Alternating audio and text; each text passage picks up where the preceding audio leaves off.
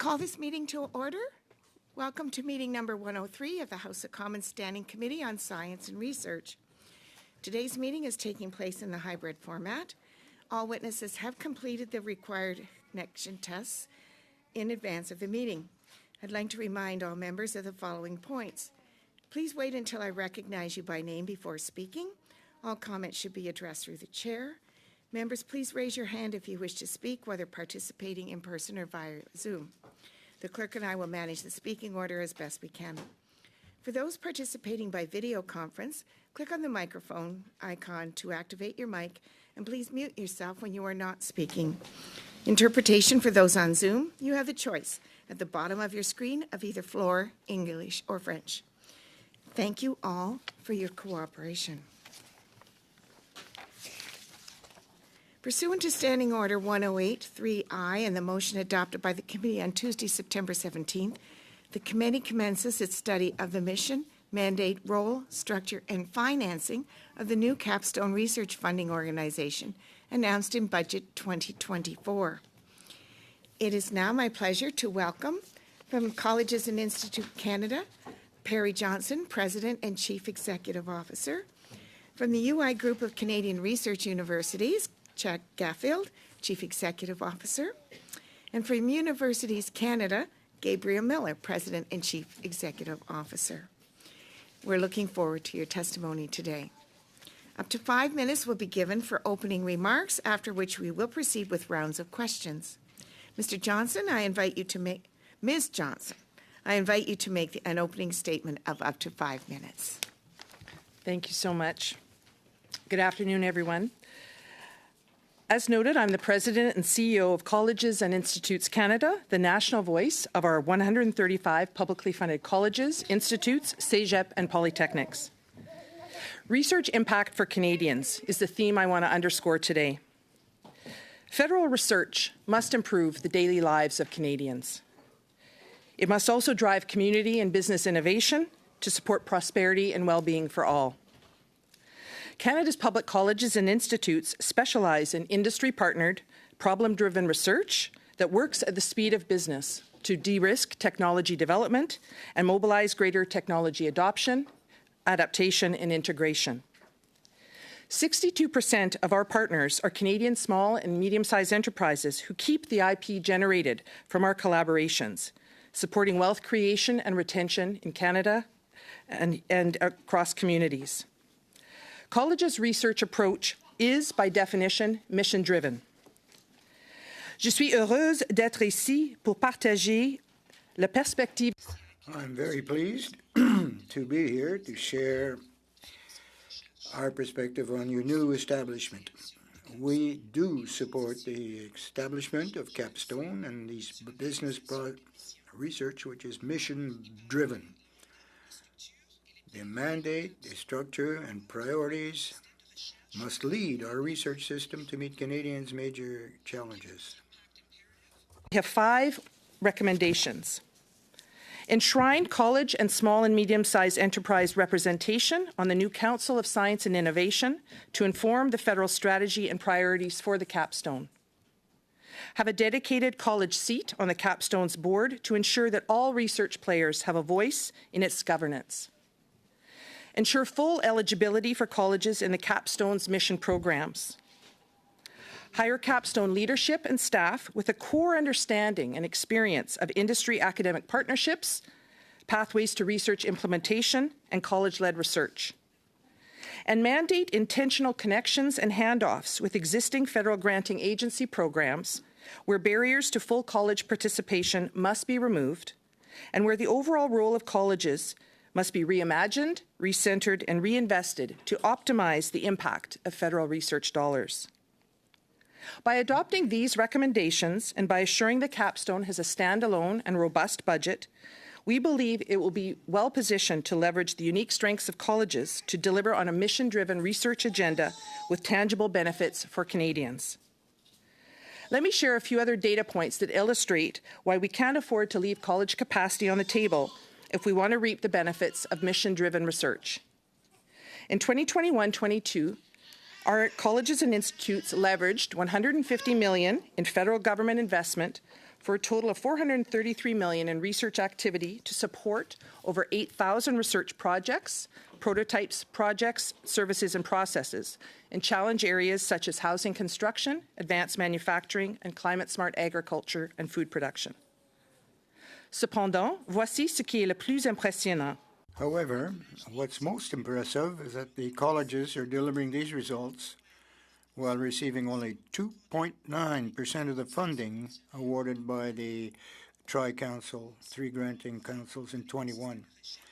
If we really want the research ecosystem to have an impact, seen and felt by Canadians, mission-driven research that leverages college expertise must be positioned as one of Canada's most powerful drivers of innovation. Challenged right now, putting all this at risk. The latest reforms at IRCC to the International Student Program will create a $2 billion shortfall in our system. And our main funding vehicle, the College Community Innovation Program, is set to expire in 2026. This is creating a perfect storm that threatens the capacity of our system to work with our industry and community partners to do the research and innovation results that matter to Canadians. Ne laissons pas cet outil de côté.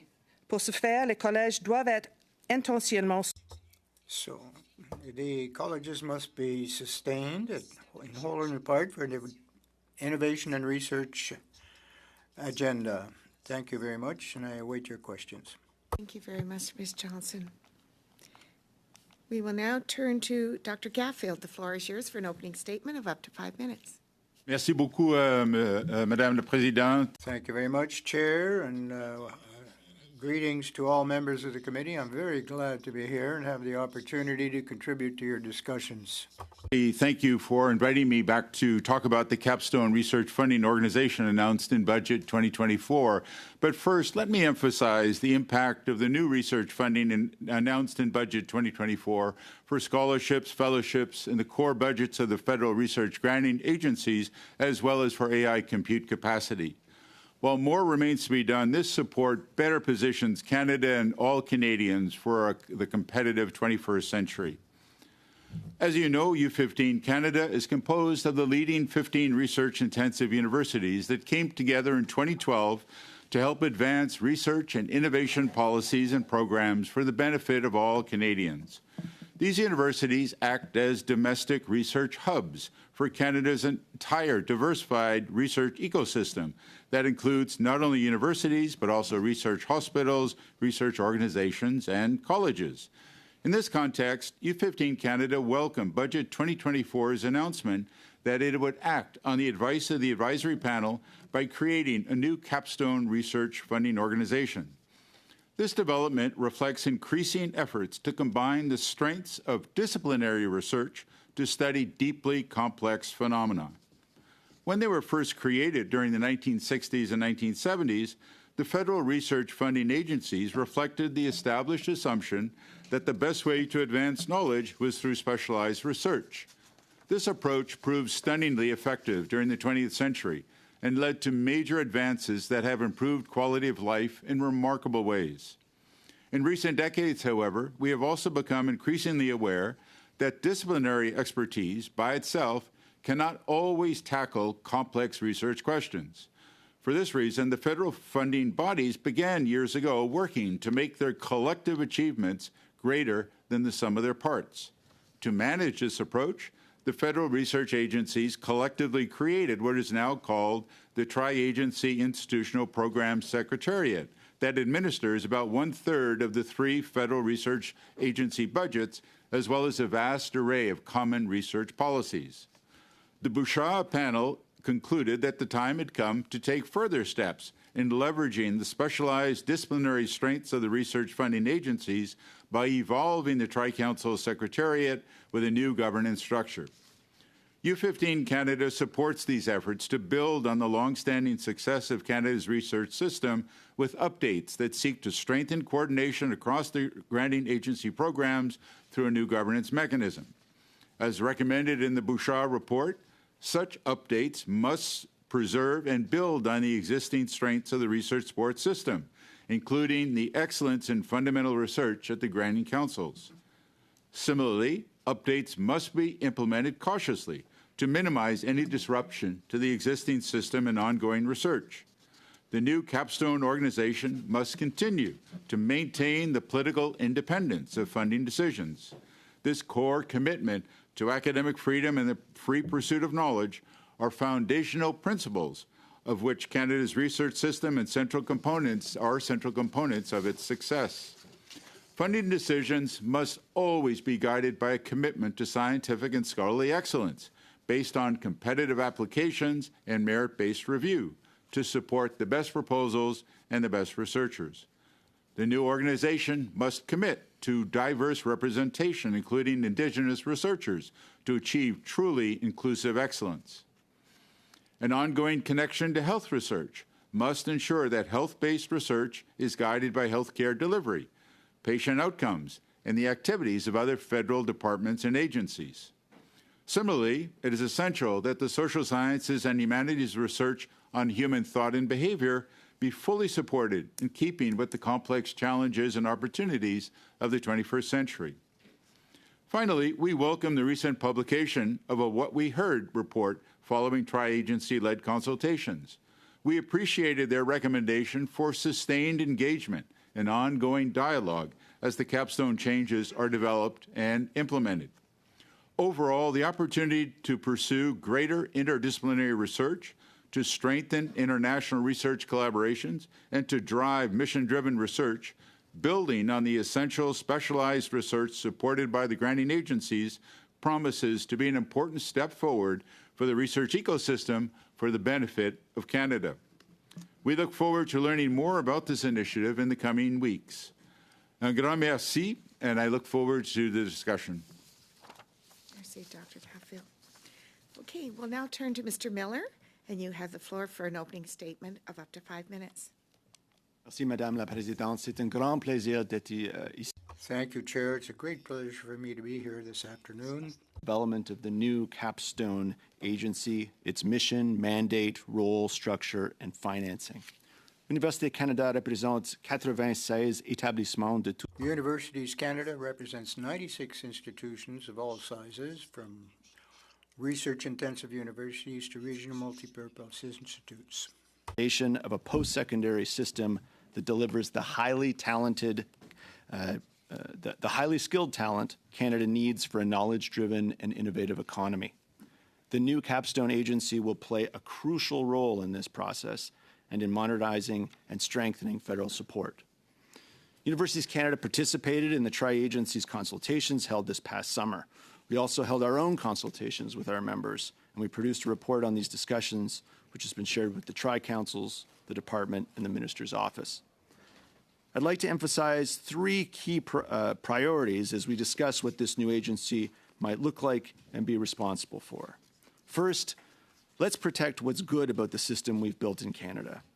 Our members feel strongly that the structure and integrity of the Tri-Council should be maintained under this new organization, a recommendation also made by the Advisory Panel on the Federal Research Support System. The Tri-Councils are integral to Canada's research ecosystem, supporting the specific needs of the STEM, social sciences, and health sciences communities. Their governance structure includes strong academic representation, which enhances understanding of the research process and needs. We recommend the capstone agency include academic representation in its structure, and that any new internal grant review committees also be comprised of academic subject matter experts. And we must ensure the cost of administrating this new agency does not take away from existing research funding capacity in Canada. Secondly, let's improve our system where there's room to improve it. The stated goals of the new agency are to modernize and bring more coordination, cohesion, and agility to Canada's research funding system. To meet these important goals and maximize the positive impact of this reform, we must minimize any administrative burden and ensure ongoing research remains unhindered. Adding layers of bureaucracy would negatively impact accessibility for researchers and limit the participation of smaller institutions, which already face significant burdens and often lack capacity to support researchers in this regard. Our members recommend that the new agency make funding applications and reporting processes more efficient, either by implementing a universal grant management portal or a data management system. The agency should also look for opportunities to decrease the existing administrative burden or provide additional supports to institutions to address them. Finally, one of the objectives of the Capstone Agency is to strengthen Canada's ability to support mission-driven research. Our members support the value of mission-driven research, but it's important to emphasize the importance of making sure that investigator-led discovery research is not pushed to the wayside. Investigator-led research can lead to discoveries that address future problems. Canada also needs this kind of research to preserve academic independence and the integrity of the research process. As the government moves forward with the creation of its new agency and modernization of the system, it should continue to be guided by regular, sustained consultations with researchers, institutions, and stakeholders, as well as findings from the Independent Advisory Panel on the Federal Research Support Systems Report. Je vous remercie de m'avoir donné l'occasion de prendre la parole. Thank you very much for the opportunity to present you my positions, and I'm ready to answer your questions. Thank you very much to all of our witnesses for your opening statements. We will now turn to our first round of questions, and we'll ask MP Thiessen to please begin for 6 minutes. Well, thank you, Madam Chair, and I want to thank the witnesses for being here. My first set of questions is for Ms. Johnson from College Institutes in Canada. So we've been talking a lot about building the homes here in Parliament, and I have in front of me a report from Canada Colleges and Institutes, and right off the top it was equipping Canada's skilled workforce to build the home. So I want to thank you for this report, and it looks like your organization and the people you represent can definitely help with building the homes. Now, what's interesting is the Government of Canada has supported a study for how to tax homes, how to get home equity tax out, and that they spent $250,000 on this study. The Taxpayers Foundation has uncovered this, and so we're concerned about the fact that perhaps on the one hand they're funding good research and initiatives on the work that you do, and on the other hand exactly the opposite. So do you think that funding a taxpayer-funded research on how to tax the value out of people's homes is a good use of Canadian taxpayer money? Thanks for the question. I mean, where I'll focus is on the issue that you raised with respect to the ideas we put forward about how to build more homes in Canada. The investments to date by the government in terms of a Canadian housing strategy have been very important. What we talked about in our report was the fact that the ability to build those homes requires attention to workforce development. And this is where we're seeing incredible challenges with respect to impending retirements of, the average age of a construction worker is 55 years old right now. So one of the issues that we raised was how can we work with the Canadian public college system to develop more pre-apprentice programs to support more students choosing to go into the trades to build the homes we need. Relatedly into this study is the issue of how do you leverage the opportunity to build better homes faster through innovation.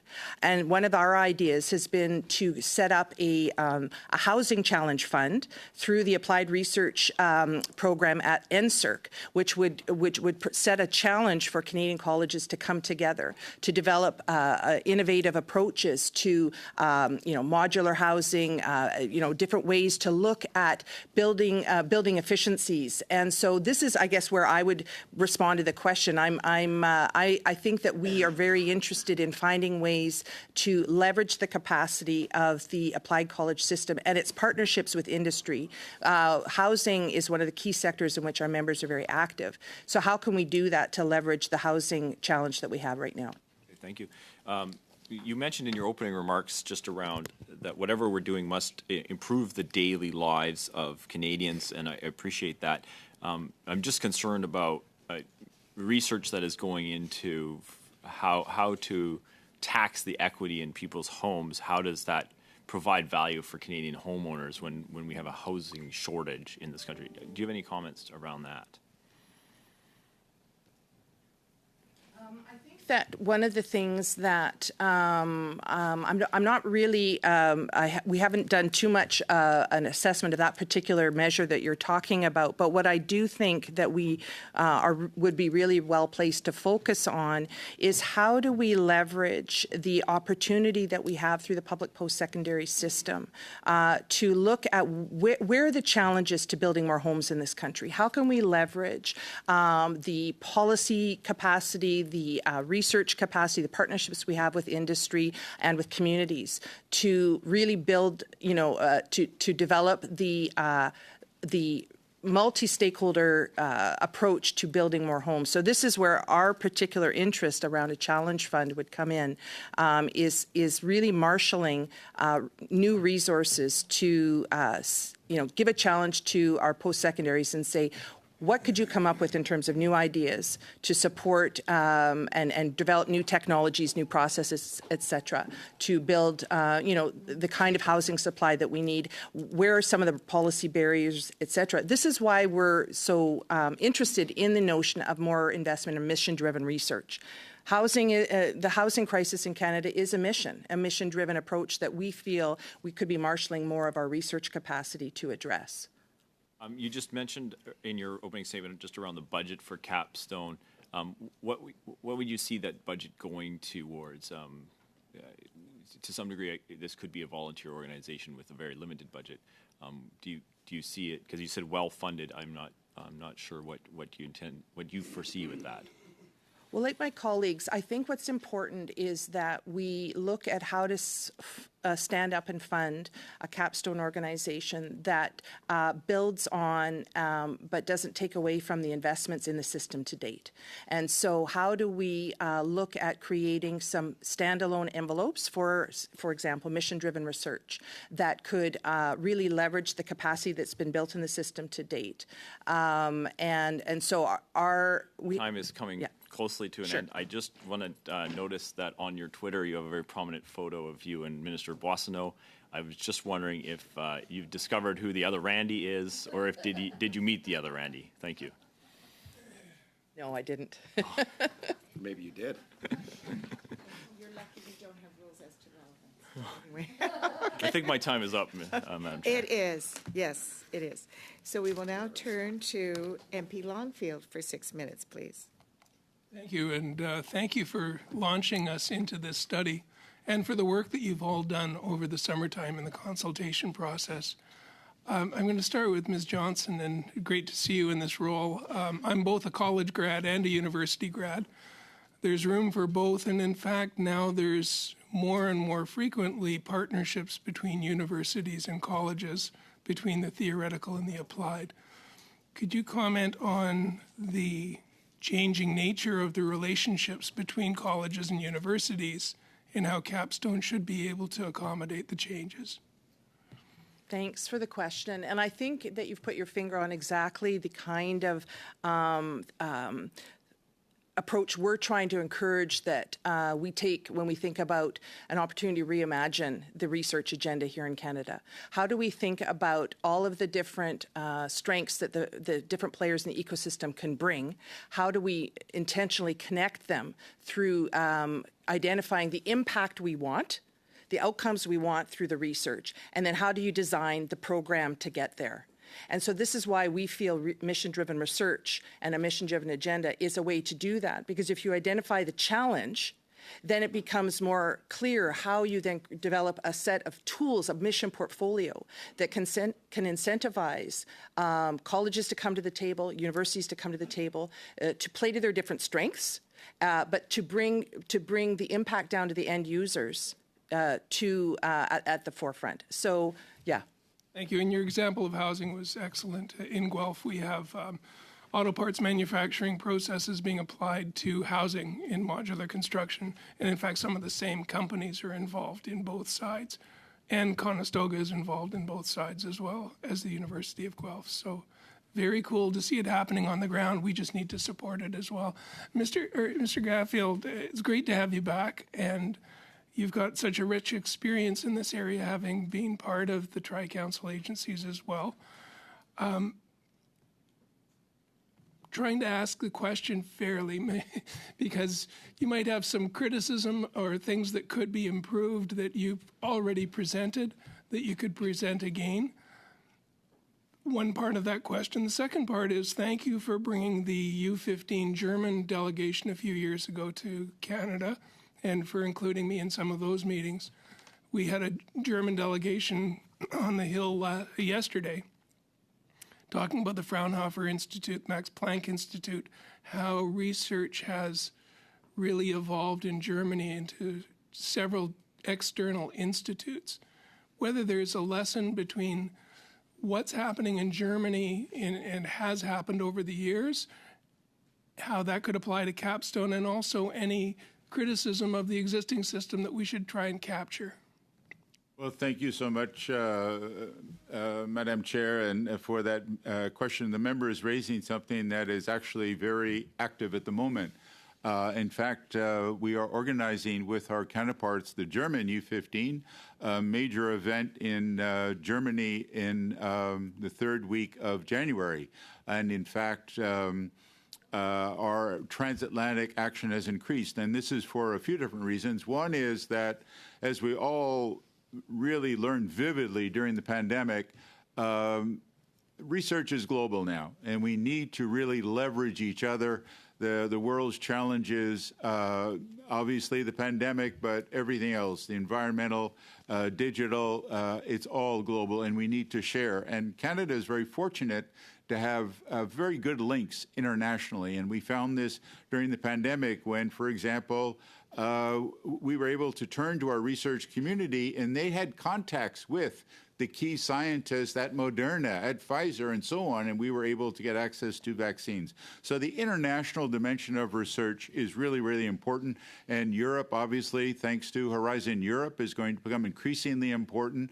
And we are seeking the kind of partnerships that will really help all of Canada, and it's going exceedingly well, obviously, with a lot more to do.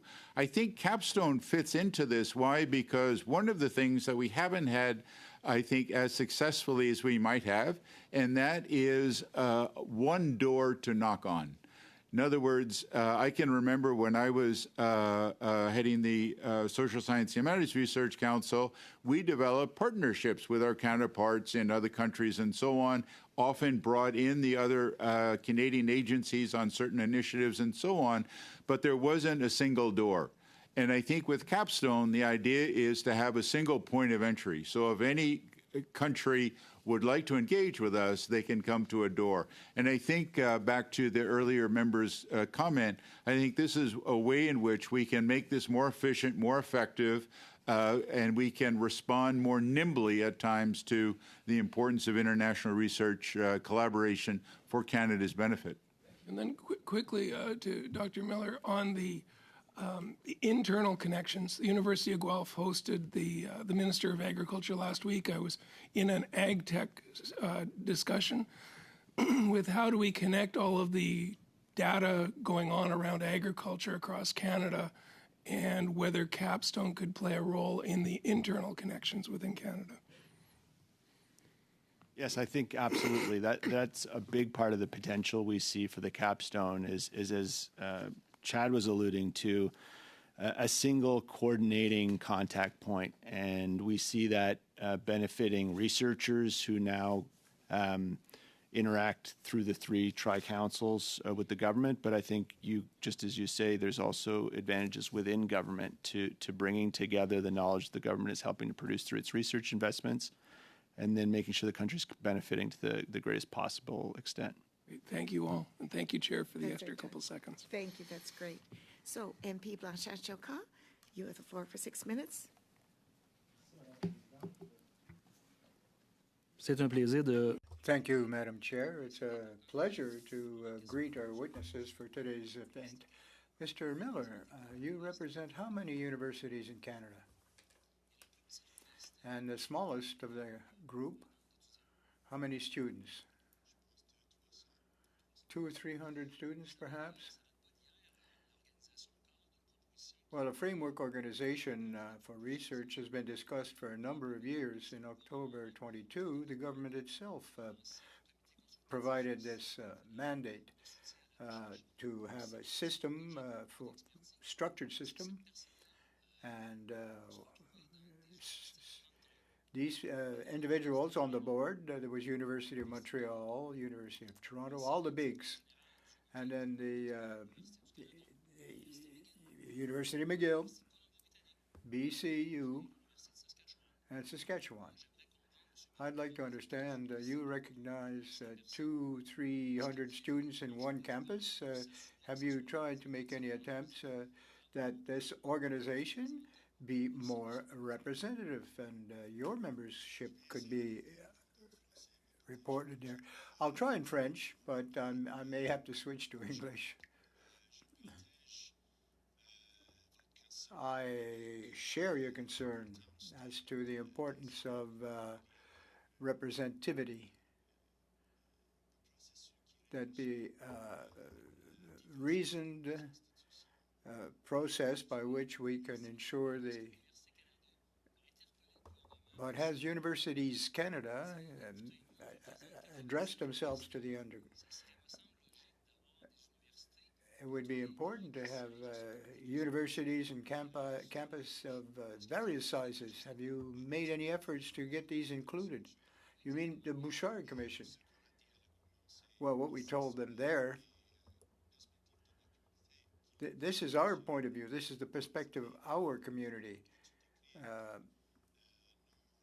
No, we didn't really debate the decisions of the council, but we did put our concerns forward. Medium and small institutions, and even larger ones, need a recommendation that will support the entirety of the community, academic community. 97 universities, colleges, etc. So you're the biggest collective group representing academia then. But the government's not talking to you because nothing has changed in their proposal. There's only 7 bigs that are large universities that are represented on that council. But the government perhaps didn't hear you or wasn't listening. Do you really live by the values of EDI, equity, diversity, inclusion? Absolutely, yes, yes, we do. Okay, that's an answer, good. Do you want to involve them individually? Not only the big ones, but big universities, but medium and small. We are absolutely committed and engaged to represent all sized universities. Well, out of 97, you're not they're not all represented. I've seen no public declaration of any sort or forum for that. But a significant question that we have is preparing for the future, planning for the future. There's measures that have to be taken to improve diversity, inclusion, equity. No, I'm asking the questions, Mr. Miller. We know what the answers are, but you haven't asked. No, you have an opportunity here to make your pitch. Representing 97 people are listening today, so smaller and medium-sized university. Are you requesting of the government that they be truly included, and that small and medium universities that you do represent also be included on this framework organization, Capstone? Through you, Madam Chair, what I'd like to propose to the government or request from the government is that we are absolutely dedicated to represent each and every one of our membership, large, medium, and small. And if this is an opportunity to request sustenance to all of these people and their inclusion, we're building on the capacities of all of these, and we would all like to benefit from federal programming.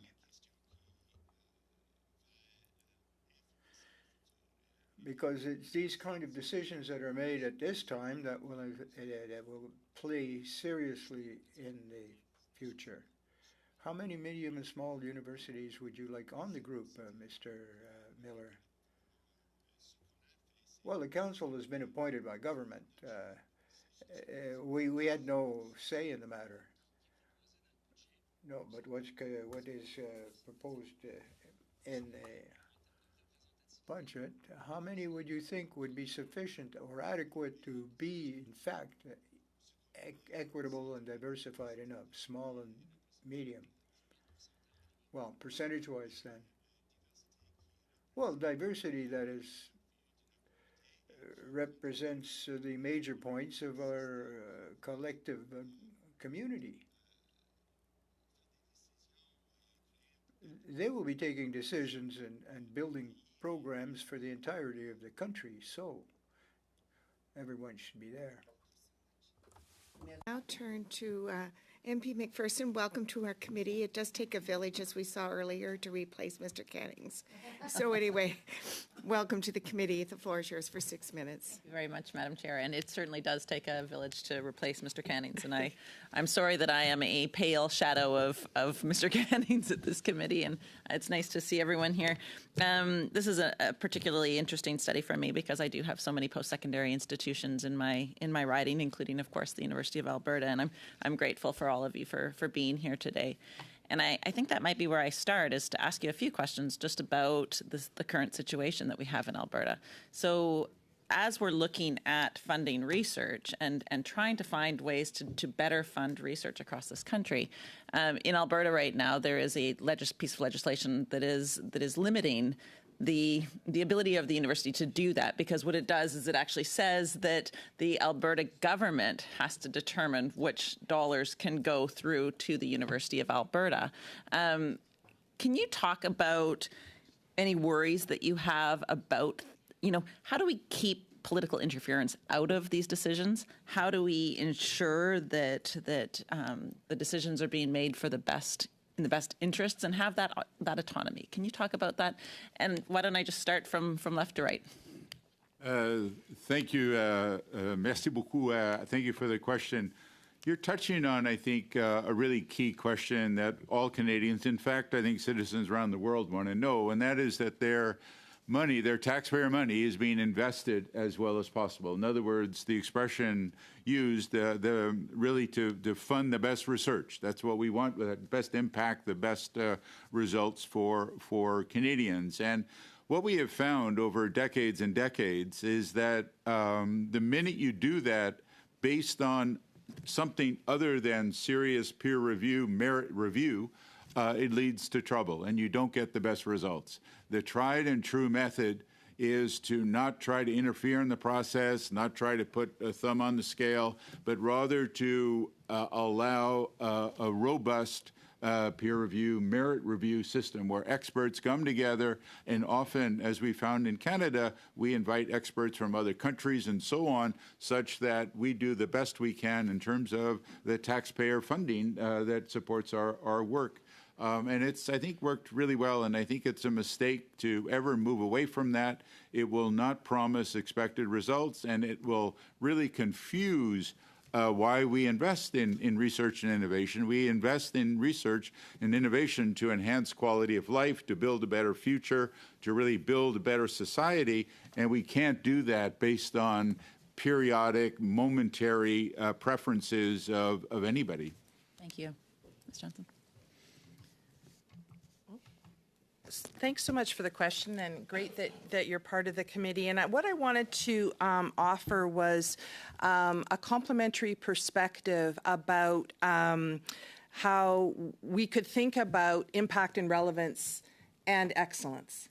And I think that it is important to look at the opportunity for, and this is why I think mission-driven research is an interesting concept that I think we're certainly advocating that needs to be part of our ecosystem of investments.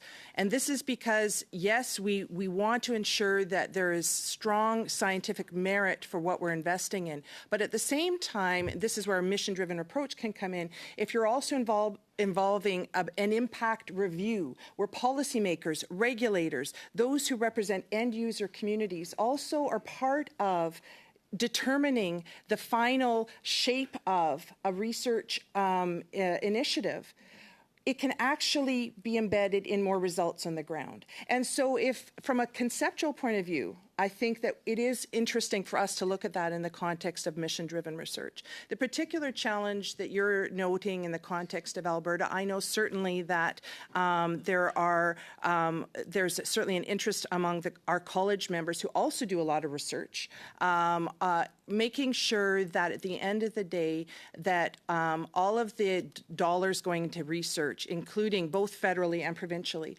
are optimized to respond to the needs of Albertans. And so that's where I would come in. But I do encourage us to think about an impact lens if you're looking at mission-driven research.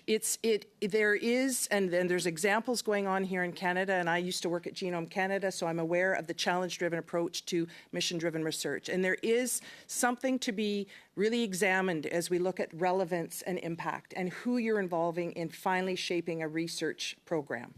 And adding that level of bureaucracy and, as you said, putting their thumb on the scale is not a good way of selecting research. I think it's more about the experts, but outside of academic, the bench scientists, also the regulators, the policymakers, those who represent end-user communities who are going to be the receptors of this research. Some questions for you on that, but I want to just get to Mr. Miller if I could. I'm out of time. I think I'd just simply say on this, there's no plan for Canada's future, for a better future, a future with better jobs, better salaries, stronger communities, solutions to our biggest challenges that doesn't require us to have a world-class university system. And there's no world-class university system without institutional autonomy. And so it is a value we absolutely have to protect if we want the essential benefits that flow from higher education. Thank you. Fine, that's perfect. See what a good replacement you are? Thank you. So now we'll start our 5-minute round, and we'll begin that with MP Tucker for 5 minutes. Thank you, Chair, and thank our witnesses. I'm encouraged by some of the testimony we heard today. I do believe that the major problems that our country are facing, those solutions can be found through research and through our institutes across Canada working on those problems that face Canadians. And I heard from the testimony that it's important to invest in the best possible research that has impact on our society, that we got to put an impact lens on. This is how does this affect Canadians, and the results on the ground need to be measured, that it's, as not to put words, Mr. Miller, in your mouth, but I think you said there's no future or no bright future for Canada without the research that gets done in Canada. And I would say that there is research that falls into those categories. And I believe a capstone project that would help drive those research getting towards those goals that impact Canada is important. It's just a little bit troubling when we see what we have spent money on. So there's 2 million Canadians right now that are relying on the food bank to eat. 1 in 4 Canadians are foregoing meals because they can't afford to feed themselves. Meanwhile, we have at the University of British Columbia for $20,000, I wonder how many meals we could feed on this one, they studied gender, politics, and Peruvian rock music. Not Canadian, but Peru. Does anyone want to defend that or explain that? If not, that's all right. Next one would be we would have large-scale archaeological video game analysis. And this one is $280,000 the taxpayers paid to research large-scale archaeological video game analysis. Does anyone want to take a stab at that one? I'll happily jump in here because the question you're raising is the topics of the research projects that do, in fact, get selected for funding. And how do we arrive at that? And, I can remember. I'm gonna run out we'll of just. Would you agree that those two examples, would you agree that funding? Well, again, I don't want to judge these because I don't know the proposals, but I do know, for example, that recently we the world awarded a Nobel Prize to Jeff Hinton. Okay, but back to Canada. The problems Canadians face and the solutions that can be found at institutions, and we're giving $280,000 for research to large-scale archaeological video game analysis. It is a tough pill to swallow, sir. I can, off the top of my head, I would say the video gaming industry is now $1 billion industry worldwide. Which games succeed and don't, and how they relate to cultures and so on, has become a big preoccupation both in the industry and I think in many governments and societies. Why would I understand the gaming industry would support that, but why would the government want to know more about video gaming? And it's not just that one. If we continue on, there's University of British Columbia. This is where a province where there's 15,000 people lined up earlier this week for ugly potatoes. You might have saw that news coverage, that people are starving, that they'll accept any vegetables, and good on those producers to offer that food for hungry Canadians. But here's one is reframing gender and race in music therapy and its pedagogy. That's $20,000. Next one, sexual satisfaction among gender non-confirming Canadians, creation and validation of a gender-neutral sexual satisfaction scale using a mixed method approach. That's $35,000 to the Queen's University. I am as understanding and accepting of everyone's sexual orientation, but to spend $35,000 during a cost of living crisis on to study the sexual satisfaction of Canadians? The title there, again, I don't know that project, but I can tell you that music therapy, for example, has proven to be one of the most interesting new areas in which it might be very, very interesting. One last one. Suitable dressed. The witness is trying to answer, and he isn't being allowed to. It's the same amount of time, Lloyd. I'm running out of time, so unless you're going to offer me time. I think you're pointing out the need for a peer review process, but go on. So maybe a review process on this one. Suitability dressed, finding social justice through distinctions in modest fashion for men, women, and transgender people. This is the Toronto University Toronto Met University for $35,000. We're counting millions of dollars here, guys, of unaccounted dollars for questionable studies. And that's your time. So now we will turn to MP Diab for 5 minutes. Thanks very much. Welcome to our witnesses. You have such valuable experience amongst all of you in the fields that you have all studied, that you have all seen based on your experiences. Just like us here and members of parliaments around the table, we all come from different and diverse backgrounds. And I want to go back to the question of this, and I'm going to let you, Mr. Gaffield, start off with. I want to, take it a step further where MP Tucker here was trying to ask all these research questions. I mean, dear Lord, I have several degrees, and I do not pretend that I know, there's so much research out there. Even with my children, with my nieces, with my nephews, who come from a different generation than me, obviously.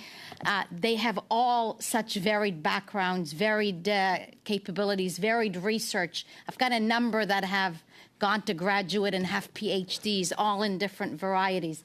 And I'm sure you see so much out there. So I want to take you to his question and have you elaborate. But I also want to then have you talk about this independence of research and the capstone that the government announced a few months ago that they want to do, and the independence of it, including political interference. And ask you again to elaborate based on all of that, where Ms. McPherson was coming from, but sort of on a even longer sort of explanation, because I think it's incumbent on us to start with that here this morning or this afternoon. So, Mr. Gatfield, over to you. Thank you very much. I think the way to think about this is that Canadians need research focused on what's happening in the headlines right this minute, and what is going to be in the headlines 5 years from now, 10 years from now, 20 years from now, much of which we don't know. I can remember on September 10th, all of a sudden, people whose research would have been considered irrelevant and who cares, the fact that in Canada we had funding for researchers, top researchers, studying the 14th century Middle East, studying a time period that who cares, like why are we doing this? Well, why are we doing this? Because those people were chosen as being leading scholars, advancing research about something that they feel passionately important about, and they were considered by others to be really justified in studying that. And that day, they were being sought after to get on the news, to explain to us, what are we hearing? What are they saying? What are these documents being referred to? And so on. And back to my AI example, when Jeff Hinton was being funded in the 1980s for this new approach, neural networks, what is he doing? Computer scientists, how is this all connected? Why are we doing it? Why does Canada care? And today we see a huge industry where Canada is leading the world thanks to that. So I think we can't just prepare for right now, impact right now. Yes, we have a housing crisis, and yes, our researchers are devoted to contributing to that, and we're enhancing that and so on. But we also have to be thinking, okay, 10 years, 20 years, 100 years out there, and start preparing that and developing the kind of talent and expertise. How do we do that? Well, we have competitions. We have open competitions, and we make people compete for very limited funds, and they have to be selected as the most promising in terms of that immediate, midterm, and long-term perspective. Canada has a great tradition in doing this in a very balanced way. And I had a proposal to the editor of the Globe and Mail, I remember. I said, listen, I will guarantee that any headline that you put in the paper, I will be able to provide you with the names of 6 experts to contribute to that headline. And he said, well, how are you going to do that? You don't know what the headlines are going to be. And I said, exactly. And I said, I'll guarantee it for the next 5 years, for the next 10 years, the next 20 years. And he said, well, how are you going to be able to do that? And I'll say, because of the merit review system that gives Canada the bassin d'expertise, gives us what we need such that we're prepared for, we're able to address today, tomorrow, and our children's futures. Let me quickly ask you this. When we fund something for $35,000 as an example, what does the money go to? It usually goes to research assistants. Usually much of it goes to the kind of talented people that we want developing our country. And so I think we underestimate sometimes that a lot of these research activities really enhance the human capital component of our country. Thank you. So now we're going to turn to MP Blanchard-Jonca for 2.5 minutes, please. Si, Madame la Présidente, je poursuis vers Madame Johnson. Madame Johnson, il faut se dire la vérité. Les collèges, les instituts, les cégeps ont été complètement ignorés lorsque le gouvernement fédéral a créé le comité consultatif pour le soutien à la recherche. J'aimerais vous entendre à cet effet-là. Est-ce que vous avez fait des démarches auprès du gouvernement?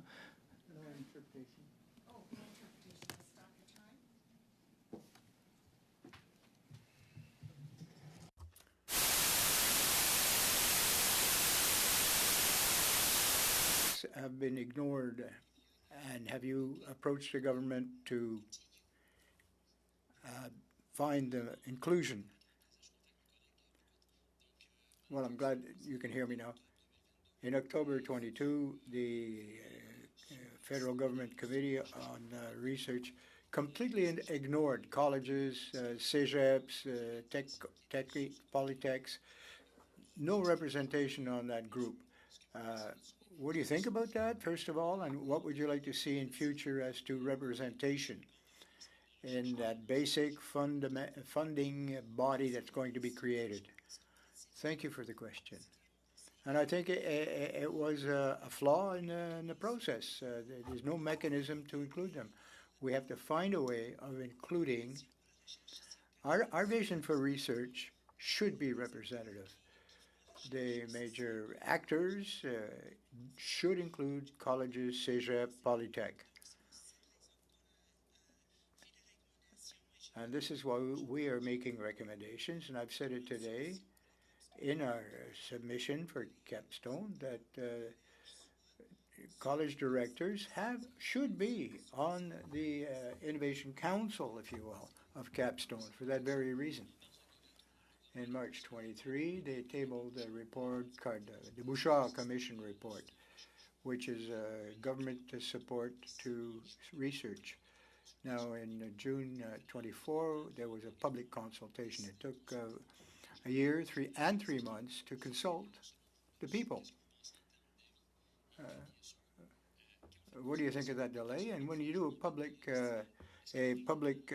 consultation during the summer when everyone's on holidays, they should have turned around and be considered. That's an excellent question.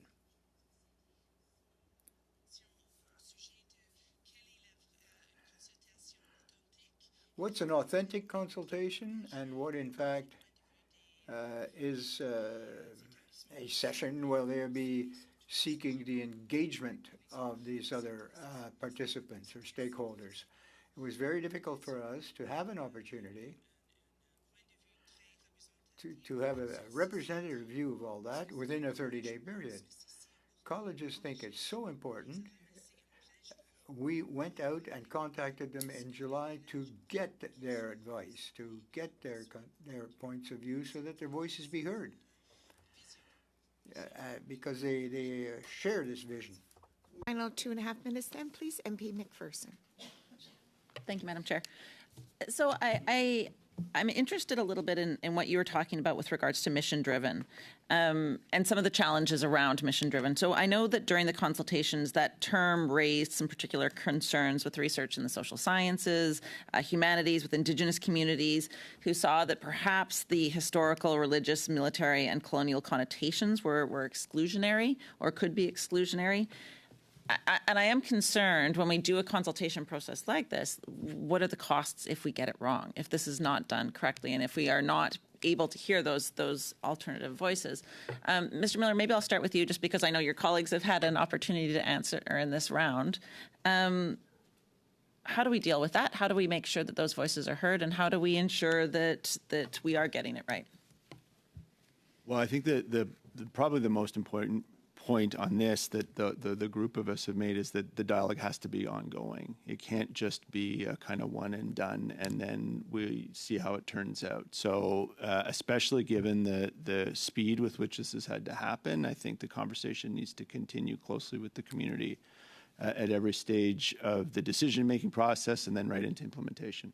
And does that also involve ensuring that, as projects are chosen or selected or whatnot, how do you feel about, we know that there are experts and researchers that are involved in that selection making. What role did the academic community play in peer reviewing and selecting the projects that will be funded?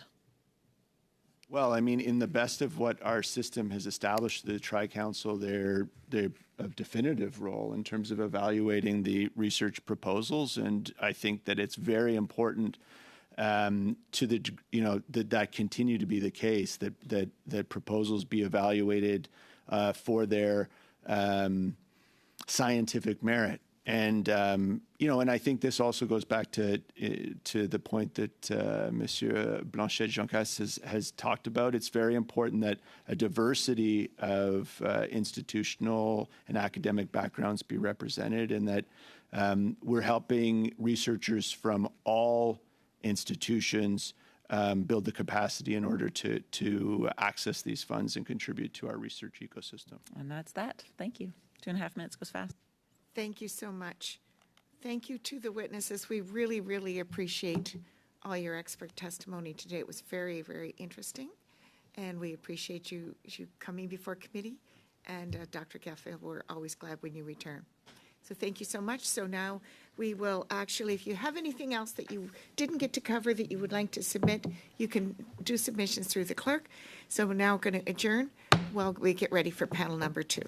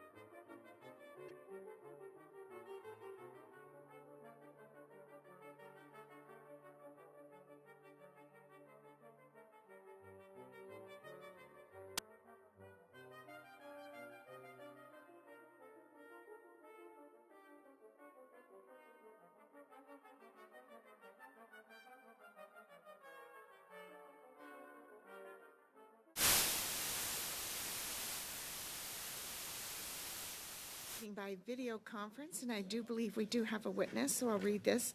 Click on the microphone icon to activate your mic, and please mute yourself when you're not speaking. Interpretation for those on Zoom, you have the choice at the bottom of your screen of either Floor, English, or French. It's now my pleasure to welcome our witnesses from Research Canada and Alliance for Health Discovery, Alison Evans, the President and Chief Executive Officer. From Evidence for Democracy, Sarah Lavramboise, Executive Director. And virtually today from the Canadian Science Policy Centre, Medred Harari, I'm sorry if that's terrible, President and Chief Executive Officer. So welcome. We look forward to your testimony. Up to 5 minutes will be given for your opening remarks, after which we will proceed with rounds of questions. So, Ms. Evans, I invite you to make an opening statement of up to 5 minutes. Thank you, Madam Chair. Good afternoon. I want to thank all members of this committee for inviting me to appear as you study aspects of the new proposed Capstone Research Funding Organization. We heard of this first in Budget 2024. My name is Alison Evans. I'm the President and CEO of Research Canada, which is an alliance of organizations from across the health research and innovation ecosystem. Our members range from hospital research institutes to pharmaceutical companies, from medtech startups to post-secondary institutions, from provincial health organizations to health charities. Despite differences across these organizations, we share the vision that a world-leading health research and innovation system is essential to the health and prosperity of Canadians and the country. One of the most important things I observed through several town halls, focus groups, board conversations, stakeholder and member engagements in the lead up to Budget 2024, in the months that have followed, and in service of the Capstone Organization consultations earlier this summer is this. There's growing consensus from health and broader research and innovation stakeholders that the severity of our declining prosperity, competitiveness, and innovation must be addressed in new ways and without delay. So much so that previously siloed sectors and organizations are lining up to work together in ways I've not seen before. Incredible things are happening in businesses, in labs, in clinical trials, in regional innovation hubs. But for those pockets of success and ingenuity to lead to transformative outcomes across the country, national leadership in the form of compelling vision, decreased regulatory and other hurdles, and the provision and coordination of much-needed resources is essential. Now is the time to be bold. We need renewed ambition for research and innovation as a driver of not just health outcomes, but economic outcomes that matter. And in so doing, alleviate the alarming and growing frustration of Canadians as they grapple with the many repercussions of declining productivity, quality of life, and health. Canada has not adequately translated its investments in research and building a highly educated workforce into domestic innovation. Why is it that we don't have a homegrown global biopharmaceutical success story, much like RIM? The top 3 biotechs on the NASDAQ, Amgen, Vertex, and Gilead, have a market capitalization of over $400 billion US, which eclipses the market cap of all 129 oil and gas companies. Or take Novo Nordisk. Their market cap has at times exceeded the entire GDP of Denmark. The irony is that company was founded on insulin, a Canadian innovation that they licensed for $1. Thus, Research Canada welcomed Budget 2024's investments and measures that respond to key findings in the report of the Advisory Panel on the Federal Research Support System that suggest readiness to modernize and strengthen Canada's research and innovation system. The promise of the Capstone organization is greater coordination and impact of research supported by NSERC, SSHRC, and CIHR, as well as the advancement of Canada's leadership in internationally collaborative, major multidisciplinary, and mission-driven research. The Capstone organization, if effectively implemented and refined with input ongoing from stakeholders, could do even more. It could be used to strengthen the linkages between basic research, clinical research, and the commercialization of research for better health and economic outcomes in ways we've not been able to achieve. In our submission to the tri-agency presidents earlier this summer, we suggested a number of principles to be upheld in the pursuit of this Capstone organization, and I'm happy to elaborate on them in the Q&A period, particularly those that pertain to CIHR and the health portfolio. We also identified risks, including funding, the connection of health research to the health of Canadians, and the system of healthcare delivery. And we saw those reflected in the What We Heard report, and we're glad to see them there. We also note the critical importance of marrying structure with strategy. which is to say that structural changes in the absence of strategy and prioritization could jeopardize the intent of transformative change. Tinkering at the margins of our research and innovation ecosystem, adjusting structures, programs, and policies is no longer sufficient. What we need is leadership and overarching vision, which is why we've also been actively feeding into the work being done to stand up a council on science and innovation. We understand that this is a challenging moment and that competition for mind share and resources is at an all-time high. Other countries see research and innovation as the way forward. We believe Canada has an opportunity to lift itself out of this record slump in productivity by maximizing previous investments in infrastructure, in grants, in programs, in organizations for all types of research and innovation. And That's quite a bit over our time. Okay, so I'm you probably sorry. have a chance to elaborate on Thank some you. of the comments. Thank you in for our that. questions. Thank you. So now, Ms. Laframboise, you have the floor for an opening statement of 5 minutes. Thank you, Madam Chair, and the members of the Standing Committee for the opportunity to be here today.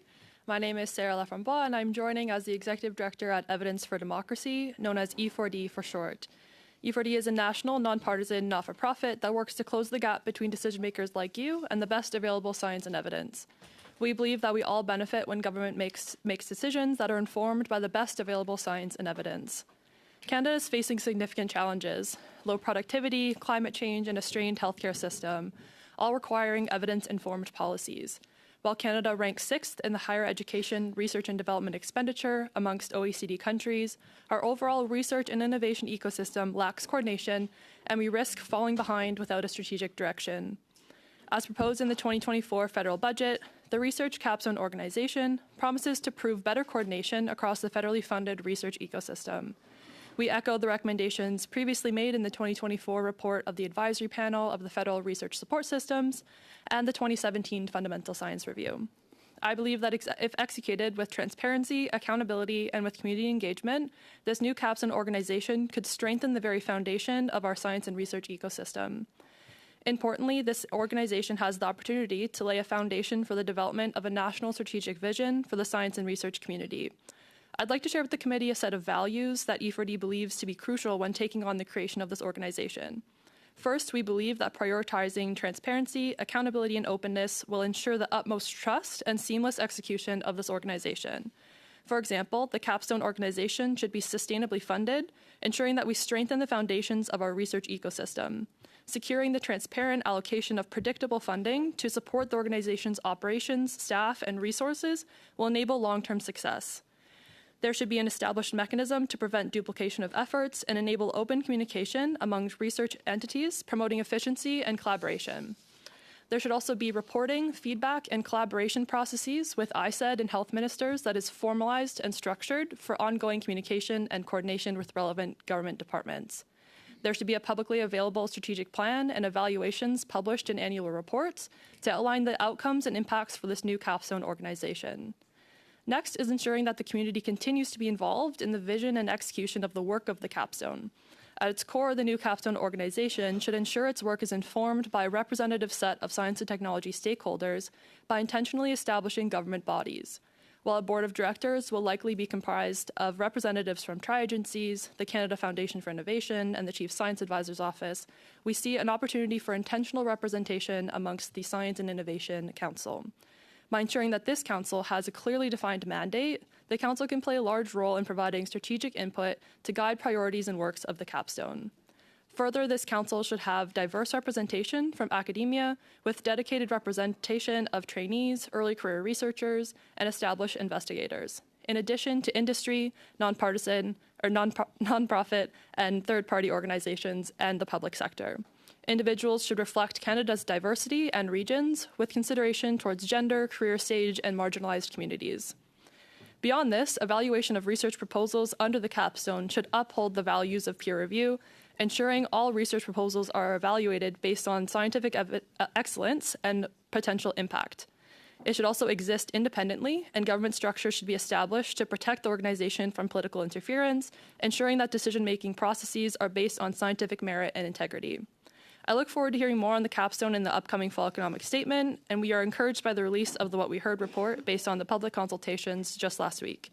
I hope that we can continue these conversations through the coming year as more becomes clear about the structures of the Capstone organization, and it's my hope that we can continue to move forward in a way that encourages active participation of researchers and community members. In summary, I will reiterate that if executed with transparency, accountability, and community engagement, the new Capstone organization could strengthen the very foundations of our research and science ecosystem and help Canada unlock the full potential of its ever-growing knowledge asset and talent capacity for the benefit of society at large. Thank you for your time, and I look forward to questions. Thank you, Ms. Laverbois. Appreciate that. And now we will turn it over to Mr. Harari for a 5-minute opening statement. Merci beaucoup, Madame la Présidente, honorable vice-présidente. Thank you very much, Madam Chair, honorable members.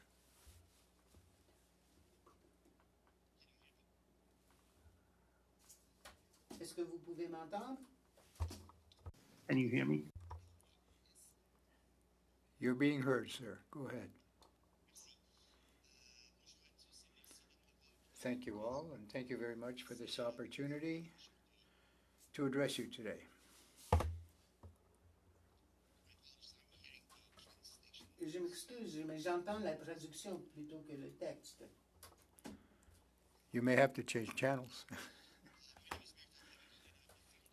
Donc, je m'appelle Science Policy Center, CSPC, an independent, non-profit, non-partisan, and non-advocate organization dedicated to connecting science, innovation, and policy communities across Canada. CSPC serves as a national hub for convening, connecting, and capacity building within the science, technology, and innovation policy ecosystem. We raise our own funds through programs, including the annual conference, which is Canada's largest science and innovation policy forum. Other key programs include science policy magazines and editorials, more than 20 events annually, workshops, and Science Meets Parliament, which is a unique program bringing young scientists from across the country to meet with parliamentarians on a non-advocacy basis and learn about policymaking in Canadian Parliament. Many of these programs rely on contributions from volunteers.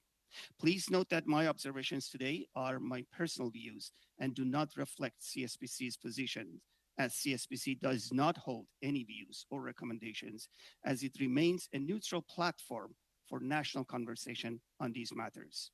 My perspectives as an individual comes from outside government or granting agencies or academia, but is grounded in my experience working in science policy. The proposed Capstone organization is based on the premise of the importance to Canada of generating more coordinated efforts, in particular in 3 areas: international collaborations, multidisciplinary research, and mission-driven research.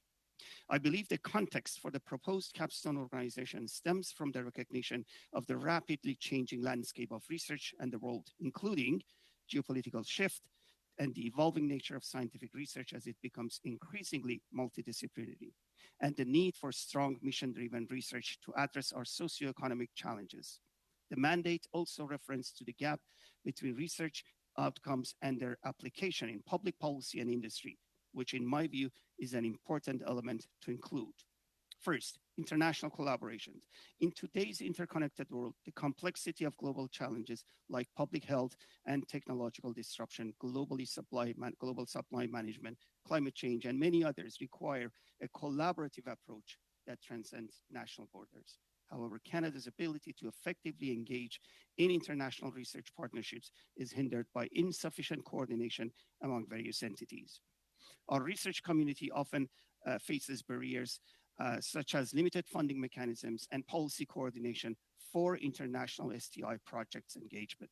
This is well reflected in the Council of Canadian Academies report published this year titled Navigating Collaborative Futures, and I quote, "The need for a strategic and deliberate approach to international science, technology, innovation, knowledge partnerships is acute. Opportunities for such partnerships are rapidly expanding, and Canada risks falling behind in an increasingly competitive global knowledge economy. Meanwhile, new scientific discoveries and emerging innovations are increasingly in complexity." End of quote. Second, multidisciplinary research. The second challenge we face is the need to provide more incentives for multidisciplinary research. This has been mentioned in report after report over the years. While the Tri-Agency has moved to adjust their programs in this direction, but more needs to be done. as the research community itself is advocating for more opportunities to pursue research that cross traditional discipline lines, much of it collaborative. Third, mission-driven research. Finally, the concept of mission-driven research has two dimensions: the challenges of enhancing not one, critical connections between research and the end users of knowledge, and two, the alignment of our research enterprise with national and global needs and priorities. My organization, CSBC, is active in this sphere, connecting and convening researchers and end users, but more needs to be done. Canada needs a roadmap of the interrelated and interdependent economic, social, environmental, security, and technological risks that are impacting our societies, a roadmap that would frame mission-driven research initiatives. Could Capstone marshal the strength of our research community to anticipate and help shape the future? This mission remains critical. Again, in a rapidly changing world where research and technology are the drivers of economic, social, environmental progress, we have an enormous opportunity to up our game. In conclusion, Capstone represents a bold step toward transforming Canada's research ecosystem by enhancing international collaboration, breaking down disciplinary silos, and driving mission-focused research. These challenges are vital if we are to remain globally competitive and address the complex. Okay, thank you. That's quite a bit over. Thank you. We'll now open the floor for questions, and please be sure to indicate to whom your questions are addressed. We'll start our 6-minute round, please, with MP Lobb. Very much. Thank you, everybody, for being here today. My first question, I'll direct it to Sarah. In your estimation, with all the granting agencies already, why do you think we don't do everything? Like, why aren't we doing that right now? Do you think? Doing what? Like doing? Well, this meeting, we've heard all the great possibilities of Capstone and mission-driven research, et cetera. And why, with all the wise people at all the granting agencies and at universities, why aren't we doing it already? So I think maybe it's just about the history of the creation of the tri-councils and the division of the science that then falls under the mandates of those tri-councils, because then that's how we've kind of created these silos of social sciences and humanities, natural sciences, and then the health research, CIHR.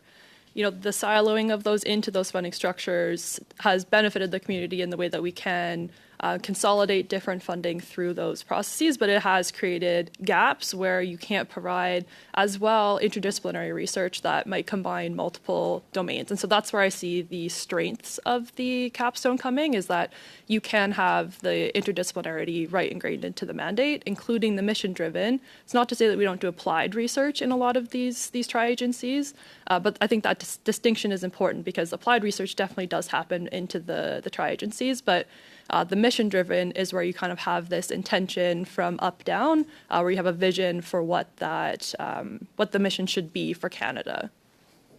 Who do you think should be the one that decides what the missions are? I think is that the it's a really government important of the question. day that's handing out the money? Mm-hmm. Is that the wise people at all the universities? Who do you think gets to decide the missions? Yeah, thank you so much. I think that's a really important question because it's important that research and broadly is occurring outside of any sort of political interference, and that is how it will be sustainable. If we have something like the Science and Innovation Council that is representative of the community, I think that is where I see a large portion of vision and guidance coming from because you have that community representation. I think that you will always have the operating kind of board of directors and leadership that will be more on the bureaucratic side. And I think that will, the combination of the two will allow for things like that to be happening. If I can, I'll say one last thing, because I think things like having publicly available strategic plans and mandates also will help that to be really accountable to the public and to policymakers to be able to hold that accountable. Allison, what are your thoughts on who gets to decide? I share the sentiments of my colleague in that what's really essential as we look to prioritize and develop strategy and plans is that diversity of voices. And, you mentioned the universities several times, but we also have research taking place in clinical settings, at the patient's bedsides, in colleges, as we heard earlier, and a variety of other settings. So I think the need to make decisions about how Canada is going to respond to these increasingly massive global challenges like climate change, AI, things like that, are increasingly multidisciplinary, which is perhaps to your point of why the three existing mechanisms might need an overarching umbrella framework for mission-driven, major international, and multidisciplinary in ways that we haven't seen so far. Right. And in all the presentations I've heard today and what I've read, very impressive. But the question maybe is, have there been enough details? Are we lacking details? Do we have any guidance on how many years, how much money? Because there's some impressive claims with this mission-driven research with Capstone. So are there details that you've had or that you think there should be? What does it look like? Allison, you can go first, and then Sarah. We'll switch it up this time, sure. Thank you for the question. I think what we're working on is the level of detail that was provided in Budget 2024, and then the timeline that more will be coming out in the fall economic statement. And then, of course, what we did was respond to the opportunity to provide input from our community earlier this summer, which, of course, was our chance to outline the principles, the risks, the ideas that we would hope would be incorporated or considered as those additional details are developed. And of course, one of our main recommendations is that all the communities continue to be consulted, because clearly this is not, as I think one of the colleagues earlier said, a one and done. To get this right and to evolve it over time, we all have to continue to work together and consult, throughout. I'll only echo. I'll echo mainly what Allison has said here. I think we are waiting for the fall economic statement for the details that you are looking for, and I think the community is looking for as well. While generally I think the community is really positive about this, there is questions, and so I think that's why it's important to have conversations like this now to say, here are some of the values that we're hoping to see, and also then we can have conversations later about accountability and how to enforce things once we do get some announcements. Thank you. That's the time. Thank you. We'll now turn to MP Jazik for 6 minutes. Thank you so much, Madam Chair, and to all the witnesses for this panel.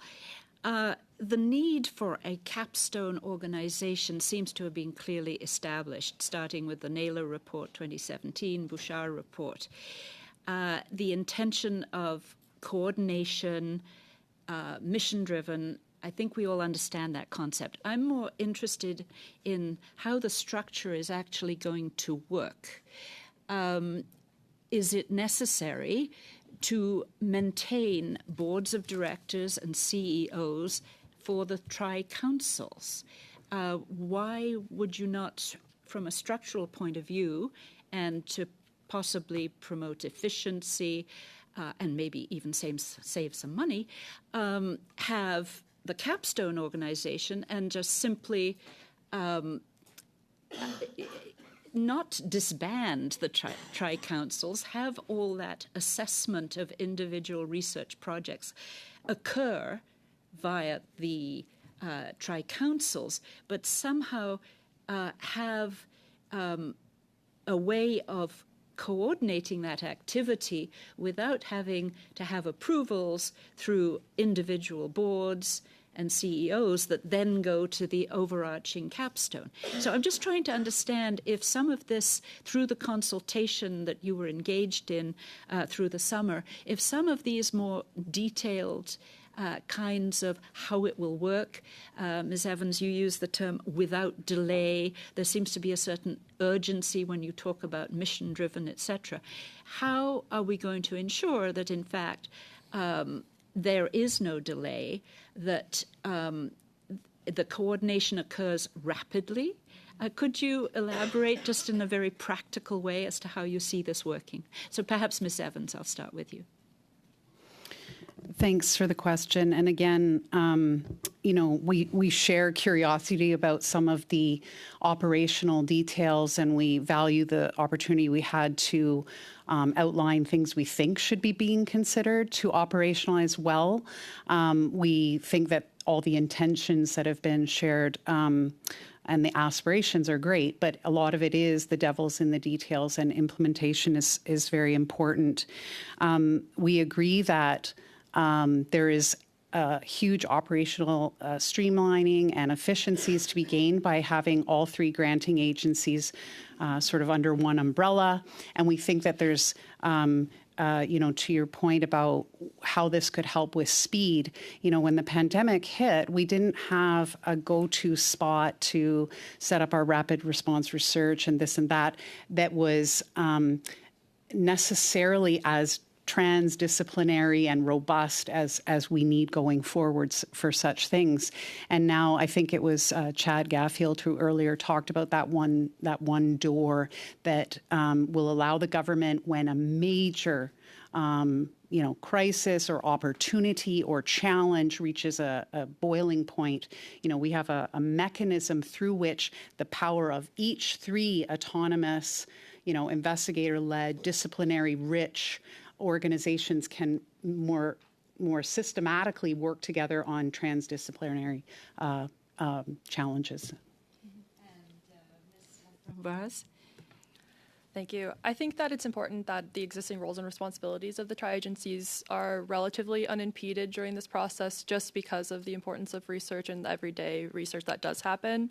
But I think that this is an opportunity to review and harmonize a lot of that interagency communication.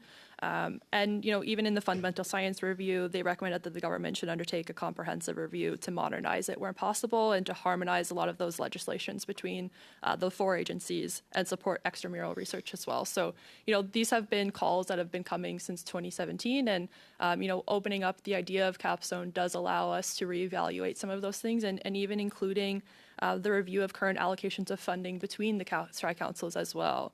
So I think that it ensures that we can have these types of conversations in a time where we are starting to have the conversation surrounding preventing duplications of things and really trying to streamline and enhance productivity and efficiency.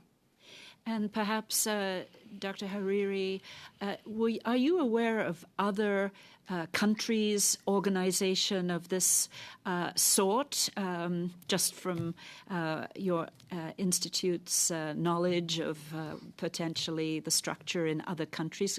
Could you give us some examples of where this kind of organization is working well? Sure, certainly.